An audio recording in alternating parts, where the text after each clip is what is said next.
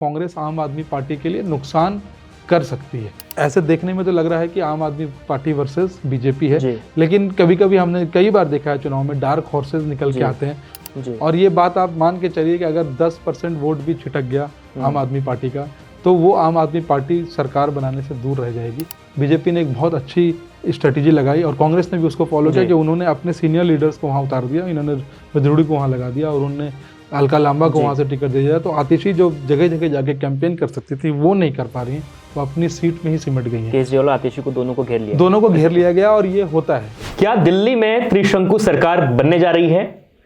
कांग्रेस ने जो प्लान बनाया है, कांग्रेस का एक इंटरनल सर्वे कांग्रेस ने किया है कि कांग्रेस अब आज से उन सीटों पर फोकस करेगी जहां से वो चुनाव जीत सकते हैं।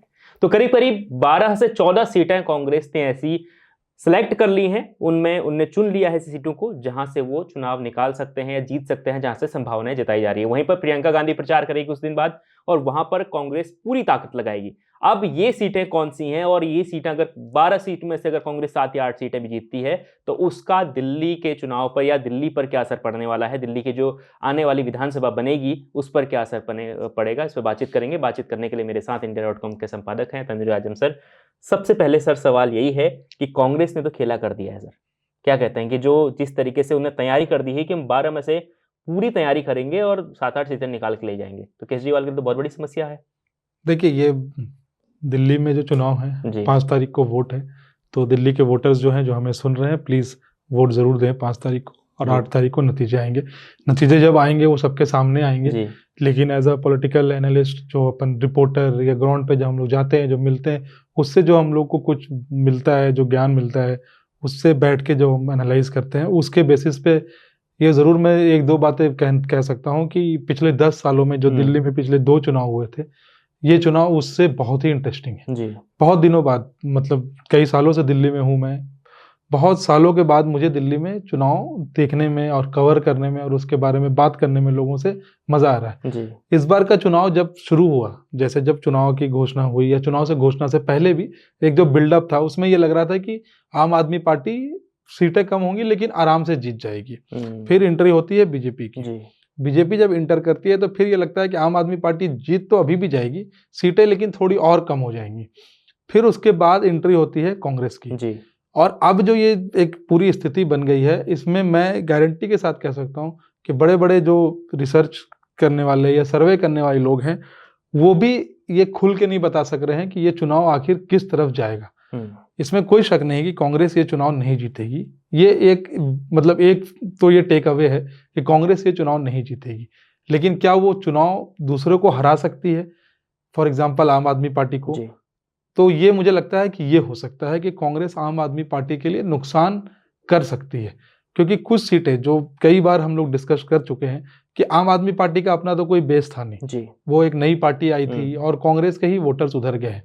इस बार जो चुनाव हो रहे हैं और जिस तरीके से कांग्रेस लड़ रही है चुनाव, नो डाउट पिछले 10 सालों के बाद मैंने कांग्रेस में एक नई ऊर्जा देखी है इस बार। अगर कांग्रेस उसमें से 7-8 सीटें भी निकालने में कामयाब हो जाती है, कुछ सर्वे ऐसे भी बता रहे हैं कि केजरीवाल की पार्टी जो है, आम आदमी पार्टी जो है, वो 37-38 पे सिमट जाएगी। 37-36 का अपना वो है बहुमत का आंकड़ा है। कुछ ये भी है कि भाई कुछ तो बीजेपी को केजरीवाल से ज़्यादा सीटें दे रहे हैं, मतलब आम आदमी पार्टी को।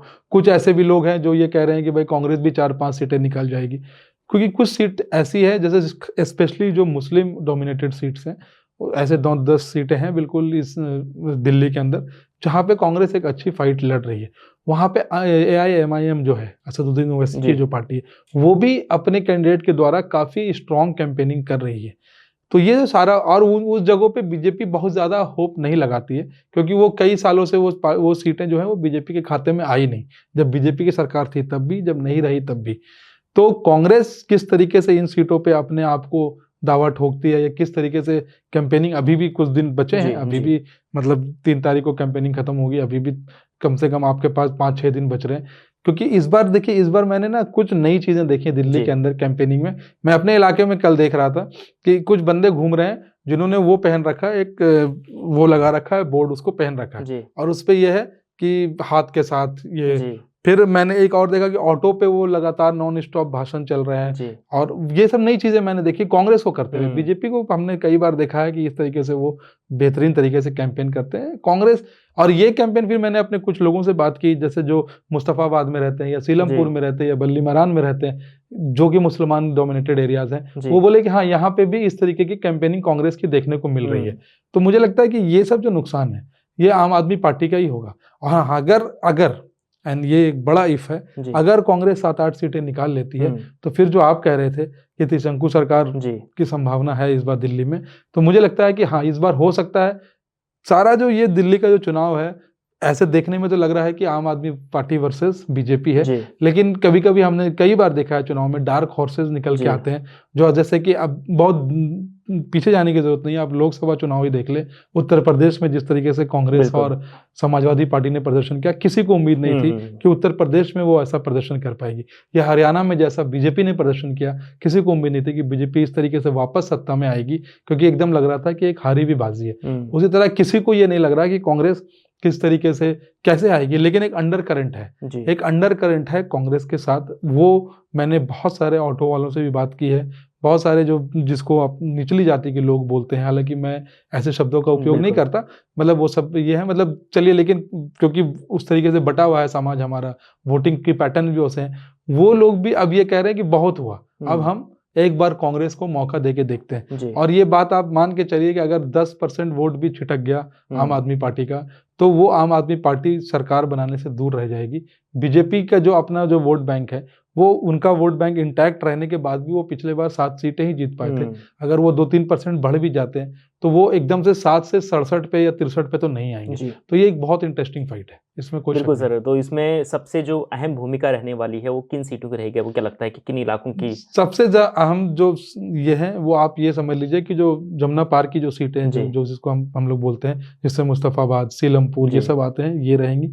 जो सीटें दंगों से प्रभावित हुई, जहां जहां दंगे का असर हुआ, वो सीटें आएंगी। इधर दिल्ली में अगर आप आ जाए, साउथ ईस्ट दिल्ली में आ जाए, तो ओखला की सीट पे बहुत टफ फाइट देखने को मिल रही है कांग्रेस और आम आदमी पार्टी के बीच में। वहां पे AIM के भी जो है वो भी काफी स्ट्रॉन्ग फाइट कर रहे हैं। नई दिल्ली की सीट भी इस बार केजरीवाल के लिए आसान नहीं है, क्योंकि परवेश वर्मा बहुत मंझे हुए खिलाड़ी हैं। कांग्रेस की तरफ से भी शीला दीक्षित के सपुत्र हैं संदीप दीक्षित, वो भी अच्छी कैंपेनिंग कर रहे हैं, अच्छी लड़ाई लड़ रहे हैं।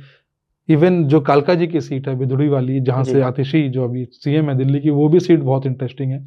जो जंगपुरा की सीट है, जहां से मनीष सिसोदिया खड़े हुए हैं, वहां के सिटिंग MLA को नई सीट टिकट देके उन्होंने मनीष सिसोदिया को टिकट दिया, ये भी सीट बहुत इंटरेस्टिंग है।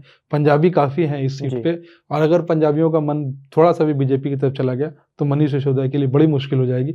मुझे लगता है इस वजह से कल केजरीवाल ने ये अनाउंस किया कि अगर हम वापस सरकार में आएंगे तो मनीष सिसोदिया को डिप्टी CM बनाएंगे, क्योंकि लोगों को लगता है कि अच्छा हमारा कैंडिडेट अगर डिप्टी CM बनेगा तो हमारे इलाके का भला होगा। तो इस तरीके से ये एक बहुत पुरानी राजनीति का ये चाल है जो हम लोग समझते हैं। कांग्रेस सर आखिरी वक्त में प्रियंका गांधी पर दाव खेल रही है, आखिरी वक्त में प्रियंका गांधी को ला रही है। प्रियंका गांधी के लाने से कांग्रेस को जो थोड़ा बहुत फायदा होगा वो ये होगा कि महिला जो वोटर है, और महिला वोटर काफी डिसिसिव हो रहे हैं आजकल चुनाव में, वो उनकी तरफ आ सकते हैं।